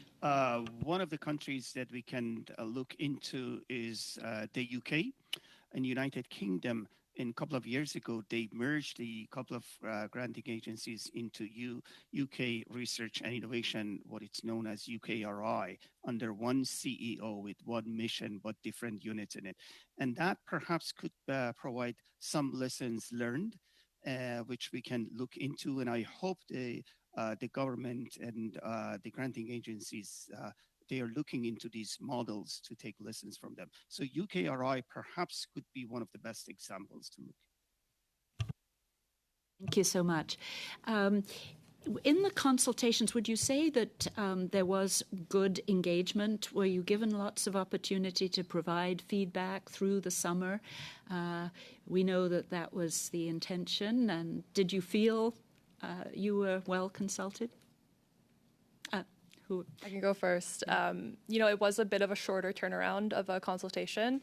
I think that most people were able to engage with their communities pretty rapidly, mostly because I think the research community is really interested in this. And so I think a lot of our organizations are getting constant questions about this, and people want to engage. I believe that they got about 118 submissions in, I believe, about 30 days, which is pretty substantial, and I think represents the interest from the community on this. Thank you. Thank you so much. We'll now turn to MP Blanchard-Jonca for your 6 minutes, please. Merci, Madame la Présidente. Je salue les témoins qui sont avec nous pour cette... Thank you, Chair, and thank you for the witnesses for a second panel. My question is to Madame Lafrançoise. I think we're turning around in circles. Today we're evaluating a framework for research funding, which has already been proposed in 2017. We received a NILR report. Now in 2022, we're looking for more consultation, which will come out in 23. A year later, the government wakes up and says, well, maybe we should consult the public as well. Now, your organization, I believe, already made some comments on the NILR report. We could talk about other framework organizations, Capstone, for example. 8 years of work, a lot of time to think things over and get organized, and perhaps as a representative of that organization, we know what your recommendations are. We understand what the strategies were and the consultation. So what are your expectations of the federal government to get a better representation of the scientific community in order to have finally we can get going on the project? Question. I think that it has been a long time since we've first heard the calls for a unified funding body. Like I said, there was some challenges with the current funding structures, and so I don't think it's appropriate to think that we could change everything overnight, but I do think that it's important once we start to open up the doors to change like this, we have the ideas of proactive levels of transparency and accountability from the very beginning so that they are created in ways that are sustainable and that support this in the long term. I would have loved to see this announced in 2017, absolutely. I wouldn't say no to that. But I do think that the reality is that it's being proposed right now, and I think all we can do in the moment is say values and wishes that we would like to see now, because we are having these conversations before it is announced. Résume ça quand même à 8 ans de travail et bon. 8 years of work or waiting, it's pretty hard. The second was saying we should take a look at this new organization for better cooperation and collaboration. The Bouchard report has already made some proposals, and Minister Miller also wanted to create an independent arm's length organization to oversee this collaboration process. Would you agree with all those requests, or do you think there's something we forgot? If so, say so now, because what are your expectations of government now? Oui, je pense que je ne peux pas vraiment spéculer sur le rapport Miller, mais je pense que c'est vraiment important d'avoir encore ces valeurs de transparence et de comptabilité. On a eu bien du temps pour réfléchir aux consultations avec les diverses communautés, mais pour l'avenir, je pourrais faire des recommandations pour avoir une transparence réactive, notamment. You've heard a very important word. You said it, transparency. Now, the evaluation of these process of review. We're looking at a reform of the processes so that they are more accountable, more transparent. We wanted to see the evaluation criteria, so that particularly on a multidisciplinary review. What are your comments on that? Two forms of transparency that we like to talk about at E40. There's reactive and proactive transparency. Proactive being the moment that we're in right now, where we can create structures that will allow this to function in a transparent way. This can include, publicly releasing a mandate and a strategic plan. When we create councils, we can also create mandates for the council so that they are then accountable to those procedures and outcomes. We also have things like instituting sustainable mechanisms and funding and training for people who are on councils like this. These will all really impact transparency in a proactive manner. Reactively, I look at things like annual reports, strategic plans, who's involved in those meetings, who creates the strategic plan for the capstone itself, and then also the public release of these my organization has done a variety of different research on transparency practices amongst the federal and provincial governments. And overall, what we're seeing is that the evidence often isn't shown in the creation of policies. So I think going forward, the more that we can be transparent about what those missions are and the evidence that was used to create them, the more trust that we'll generate with both the research community and the public. Merci beaucoup. Thank you very much. In these public consultations, we heard from large universities. Very few people showed up to represent or present for either nonprofits and or colleges and CEGEPs and polytechs. If we want to respect EDI principles, well, how do we judge? You know, if they're not coming forward, now how do we ensure it then? Because there is a bit of a wall of information that goes to the not-for-profit and third-party organizations in comparison to maybe academia or universities.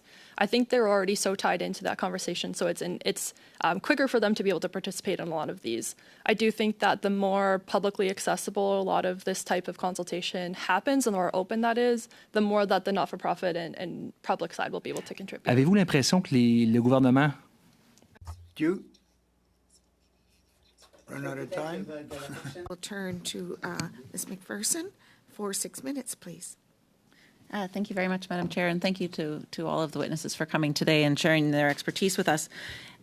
I've been struck by a few things that I've heard today. My colleague from the Conservatives, when he asked about how is the mission determined, that's the first thing that comes into my mind, especially when the mission-driven approach is described as top-down. I come from the international development sector, and certainly top-down has never been seen as something that is a particularly strong method. Now, on the other hand, Madame Laframoise, sorry for my pronunciation, but you did speak about the idea that we need to make sure that the representation is there, that we have a diversity of voices, a diversity of participation. But I am concerned that this process will privilege certain groups and will exclude others just by the very nature of a top-down approach. And then, Ms. Evans, when you talk about the idea of the potential in terms of the income and the amount of money that can be generated, that sometimes does, we often will run into situations. I know you're from the international development sector. Vaccinating, for example, vaccinating kids in easy circumstances is always the first choice, but it's the kids that we need to vaccinate in the hard circumstances that are the most important. So how will you deal with these particular challenges of making sure that the research that is being selected, or how would you propose that would be done? Ms. Evans, I'll start with you, and then maybe I'll go to you, Ms. Laframoise. Yes, thank you so much for the question. And I think, mission-driven, I'm sure we all think of it in slightly different ways, but to me, it's about starting with what are we trying to solve and kind of working backwards. Whereas some types of basic research are more exploratory and we don't know where it's going to lead. So mission-driven, of course. But of course, that comes down to who identifies the problem and who identifies what we're trying to solve, yes, right? Yeah. Understood, and that's why, as I think both Sarah and myself have talked about, the importance of there being an independent mechanism outside of the capstone, whether that's the Council on Science and Innovation or a representative body, whether that's the governing council of Capstone itself, but it necessarily needs to have that diversity of voices, so part of what we heard from the health community is how important, especially if CIHR moves over from under the Minister of Health and under the Minister of Industry, we need to maintain that inextricable link, the spirit of the act of CIHR about the health of Canadians. And we also need to think of people with lived experience. We need to think of people in the provinces at the provincial level. All of these voices are extremely important. I think your example about international development and what we know about the importance of local voices in designing solutions really does apply here as well. So it comes down to how we set up representative bodies to be a part of the designation of priorities and strategies for the country. Well, yeah, and I would just before I move on, I would just say too that science has been historically very white, very colonial, very institutionally racist in a number of different mechanisms. So to be able to step outside of that, I think, is very important. You know, I'll echo most of what Allison has said as well, because I think it's just being really intentional about that diversity and intentional about creating that landscape. And you mentioned who's choosing the priority areas. I think the more that we have accountability in people who are involved in those decision-making processes, the more we will be able to have trust in the whole science research ecosystem and to the public as well. Because I think, you know, ultimately this is taxpayer dollars. It should be accountable to the public, and it should have a public interest as well. This is a huge, important part of this. So I think there's a balance between that. I've said it a few times in my remarks, but I think that it's worth emphasizing that this shouldn't come at the expense of fundamental research as well, because there is a balance to be struck there. So much of our future in Canada depends on fundamental research, and while mission-driven might be more apparent in the immediate future, that is how I see long-term sustainable impact to our community and to the public. I think also investing in data structures and things like this to help with that successful collaboration is an important aspect, because the more that you can have successful conversations with the tri-agencies and the capstone together, and the more cohesive that is, the better that this will be in the long term in terms of efficiency. And yeah. And then just one last question on that. So like I mentioned to the first panel, in Alberta, the provincial government is interfering with funding mechanisms that are supposed to be going to the university. What future proofing could be done to ensure that future governments that want to choose to meddle, to interfere, are not able to do so? Because we've seen that before. We've seen the muzzling of scientists. We've seen the muzzling of research. We've seen focus on research that has clearly had political interference. How do we protect this in the event of a different government or another government? Yeah. No, and I mean, my organization was founded out of a time where scientists were impeded from speaking out publicly when they worked for the federal government. And, you know, this has been problematic in the past. But I think that in terms of political interference, it's about creating sustainable and independent bodies that help guide a lot of this work. The Science and Innovation Council is a great potential here. And I emphasized this a few times today because I think that there's a lot of opportunity here to use that. In terms of the example in Alberta, I think it's also education as well surrounding the peer review process and what that actually means. I think this has been a core tenet of Canadian research, and it's the backbones of what we have done. And so I really think that, you know, the more that we can talk about what that process is and what it does for Canadians is important. It's over. So thank you very much. So now we'll turn to our second round of questions. And we'll start that, please, with MP Kitchen for 5 minutes. Thank you, Madam Chair, and I want to thank all the witnesses for being here. I really appreciate your comments and in some ways enlightening on what's been going on. It's interesting. I've got so many questions for all of you, and I had such little time. But I'll start with you, Mr. Harari. And you know, I'm looking at your website, and it's great to look at, and where you talk about nonprofit, nonpartisan, and non-advocate organization, and I think that's great to see. One of the things you mentioned in your presentation was about you raise your own funds.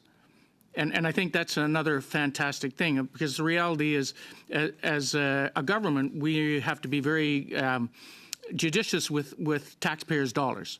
And so my question to you, I guess, initially is, could you comment on your thoughts as to what percentage of research do you think should be private investment, should be government investment, or nonprofit organizations?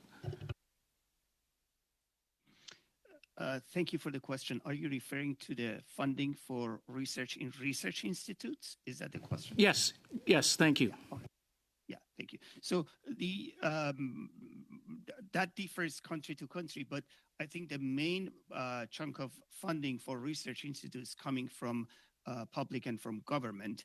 However, the private sector also needs to step up and provide the significant amount of research funding for research institutes, as well as the research within the private sector. Because as you know, there are... And I appreciate, I guess quickly, and I'm sorry for interrupting, I'm just wondering if you could just, based on your experience, percentage-wise, roughly, and I'm not holding you to this or anything, but what would you think would be a good percentage-wise? Well, currently, the federal government invests around $10 to $14 billion in public research in Canada. That includes the departments as well as granting agencies. The tri-agencies is around $3 billion. The business sector invests around $15 billion in research. Very small part of it comes to public research institutes. Most of the research is being conducted within the private sector firms. Thank you. I appreciate that. Ultimately, when we look at that, and one of the things that we've heard around the table today is about how bureaucracy consumes a lot of that funding, and it eats that up. And by creating Capstone, their concern will be how much of federal funding is actually going to go into that bureaucracy and not actually to the, as I like to say, boots on the ground, to the researchers. And that's a big concern in getting that out there. And Ms. Laframboise, I mean, your comments were excellent when you talked about the number of aspects where you talked about reporting like feedback and public availability for plans and including community involvement and academia. And in my previous life, basically, when I did my undergraduate degree, I had to do research, and I did that. And when I did my graduate degree, I had to do a research project. And then when I did my fellowship, I had to do a research project. So I've gone through that route. The one thing it taught me is that I wasn't cut out to be a researcher, and I was going to go into clinical practice versus research practice. But the reality is, as you move through those steps and you're making those presentations to these organizations, to the tri-committee to make those decisions, especially from a healthcare point of view, the reality is, to your point, Ms. Laframboise, where it's based on scientific merit. And that's the big challenge that we have, is the accountability on that scientific merit to determine what the research will be. So, for example, I mean, I'll just quote here where there was $111,000 given to an organization for a study at the University of British Columbia, and basically the title is Narco-Animalia, Human-Animal Relations in Mexico's Narco Culture. And I guess my thought to you is, if we're talking about scientific merit, somebody gave that money to this study. Where is the scientific merit? Any thoughts on that? I will say that I believe in our peer review process in Canada, and I believe that our tri-councils uphold that in a way that funds the best research in Canada. I think that all research, if, you know, I'm not familiar with that study, so I can't elucidate on that, but you know, I trust that our peer review process was created in a way that is supposed to fund the best available research. But ultimately, that presentation, before that person would ever even get, they had to come up with a methodology, they had to have a purpose, and they had to have a scientific basis for doing in the research they would do. And that was what the research and the funding would be based on, not the peer review. The peer review would be based on what the report was and whether the peer review was actually as a valid study after the fact. The money was given beforehand, which is a waste of taxpayers' dollars, if that's the case, where it's given out before there's any actually understanding it. And Ms. Evans, any comments? Well, I think what I think I'd like to key in on here is the opportunity that is before all of us when it comes to the three previously siloed granting agencies. Bringing them together under a single umbrella will allow some operational day-to-day streamlining, some new efficiencies. It will lead to greater coherence to researchers wanting to apply to these granting agencies and allow, through that umbrella mechanism, the capstone itself, to really make sure that we are attending to the most important priorities, the strategy we set for the country, the ways that Canada can show up to major interdisciplinary, major international and mission-driven. But that umbrella that you're talking about still has the three agencies having their own determination factors underneath. So now you've got two groups doing that. That umbrella isn't going to cut the NSERC or CIHR, et cetera, because they've already given that money. And the setup for Capstone is to put another agency on top of that. And that's our time. Sorry. Thank you. Okay, so the next 5 minutes will go to MP Jen. Thank you, Madam Chair, and thank you to our witnesses. The world has experienced a major global health crisis, the COVID-19 pandemic. And so I want to take this notion of mission-driven research in this example.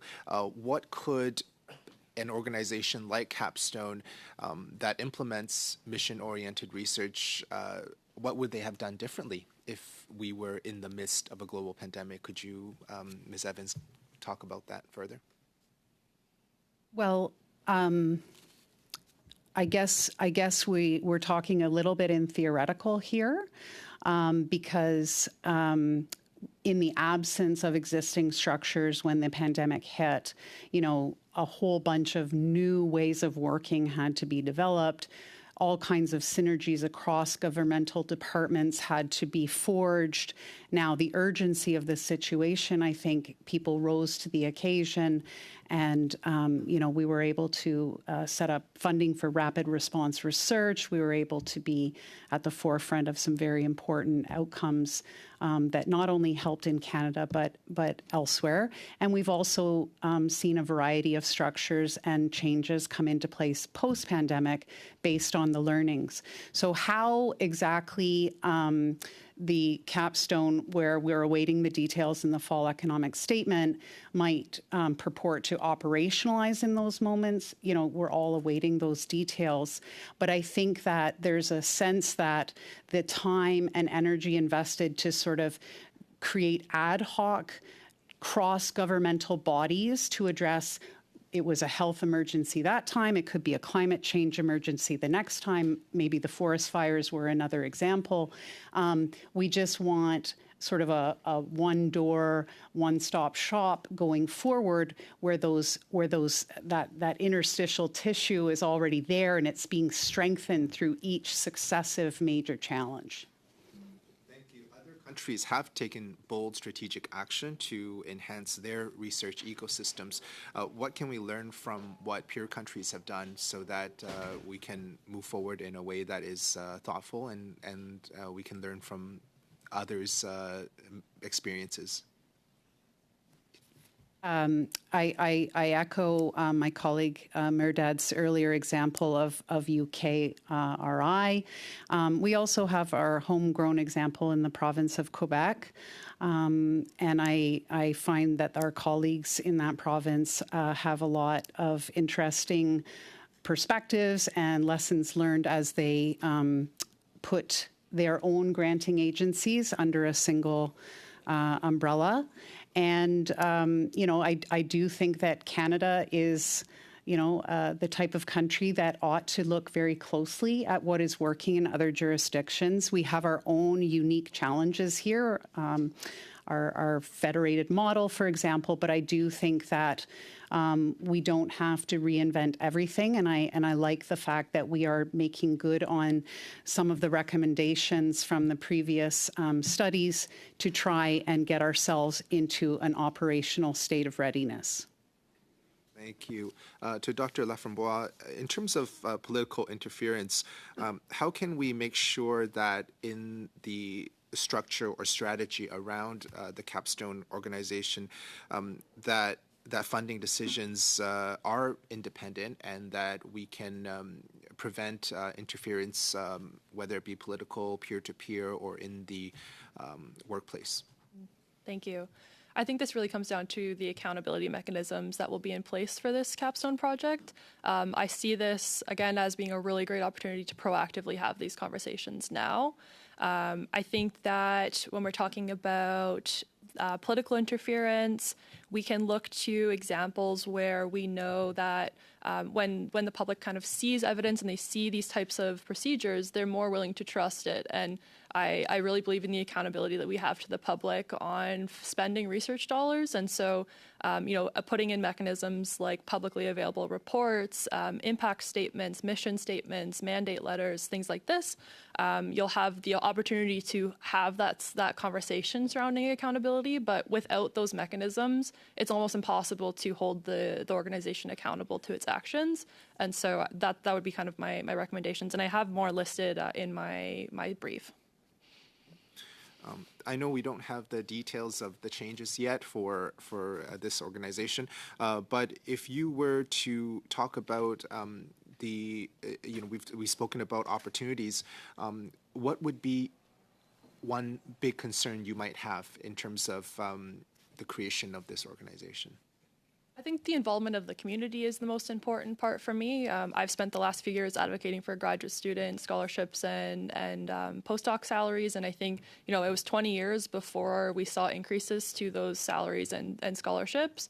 I hope that involving the community in the get-go and in the beginning of these types of processes will make sure that the community is heard from the very beginning, and I think that will allow for those 20 years to not pass before we realize that we need to improve living standards for a group of people. But So that's our time. So now we'll turn to MP Blanchet-Jacquard for 2.5 minutes, please. Merci, Madame la Présidente. Je poursuis vers Madame Laframboise. Thank you. I'd like to continue with Madame Framboise. Are you concerned that those who are appointed by government to consulting bodies will be selecting people in order that they might be expressing their vision? It's usually all the large universities, nobody from smaller colleges, nobody from CEGEP, nobody from organizations, E40. So how can that make our policies progress? I'd like to hear your answers on that. I think that in this perspective, really having the ability to train and have a mandate for a council like the Council for Science and Innovation will help to direct any of that sort of interference. By promoting people from the not-for-profit sector and the community, you will also diversify that in a way that should negate any sort of political alliances. I might end there. Est-ce que vous êtes d'accord avec la recommandation du rapport Bouchard qui insiste? Would you agree with the Bouchard report that there should be a liaison committee between the various ecosystems, business, academia, governments, other interested stakeholders? I think that the Council for Science and Innovation is a great place for that to lay. Merci. Dans le rapport Bouchard également, on suggère... Also in the Bouchard report,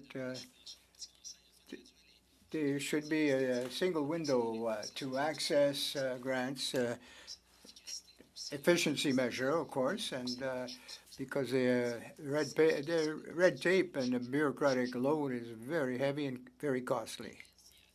Is undeniable. I think that by unifying and being able to review these processes in the creation of the Capstone project, it will help to take out some of these duplications. I do think that there is still a spot to play for the tri-agencies to still exist and have the independent structures for funding, mostly because I think that it just allows for the peer review process to work properly, because you're getting people who are experienced and have experience in that type of research to be able to evaluate those reports. So I see, it just becomes who should you be applying for, and it's the education side of where you should be directing that. Merci. Thank you very much. So, thank you. Ms. MP Idilote, to our committee, in keeping with the theme that it takes a village to replace Mr. Cannings, you're the third person today, and we also had one briefly on the screen. So anyway, for 2.5 minutes, the floor is yours. Kuyanami Iksivotari. Thank you, Chair, and thank you to the witnesses. I did listen to a bit of the testimony.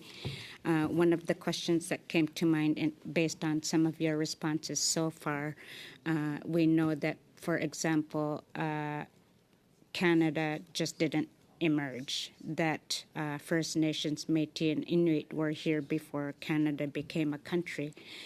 And through colonial and genocidal policies, First Nations, Métis, and Inuit were actively suppressed. Their knowledge, their expertise, their science was ignored. And I think we still see the impacts of that. We still don't see enough Indigenous researchers, scholars in academia. We do have some. I'm very lucky to have a good friend of mine who is also an MP who says she's recovering from academia. But anyway, I'm curious in this process with the creation of this capstone, which the NDP support.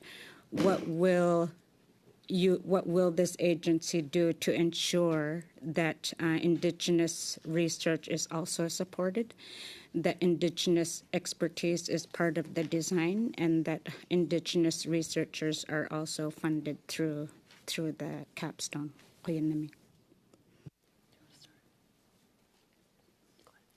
I really appreciate the question, and it's very important. And again, not to speculate on how exactly that might be addressed in the future organization. What I was think we were all pleased to see that in the What We Heard report and across so many of those more than 100 submissions that went into this process, those very considerations and concerns were there and acknowledged. And I think that whether it's Indigenous, Métis, Inuit knowledge, ways of doing research, representation, whether it is patients with lived experience, whether it is citizens, whether it's the not-for-profits or the colleges or any groups that have been underrepresented. You know, we've seen over the years many activities, many initiatives designed to further our progress in these areas. But of course, this is an inflection point where we can make a commitment to doing even better. So with change comes the opportunity to do better. Thank you so much. And that's our time. And thank you to our witnesses, both on the screen and here in person today. We really appreciate your testimony. If you have anything further to add, you may submit it to the clerk. And I just want to remind our members that our next meeting on Thursday will be reviewing the second draft of the U15 report, and we will have committee business. We need to focus on what we're going to do after the capstone study in that. So hopefully we'll be able to have a discussion of that. And is it the will of the committee to adjourn? Okay, thank you very much.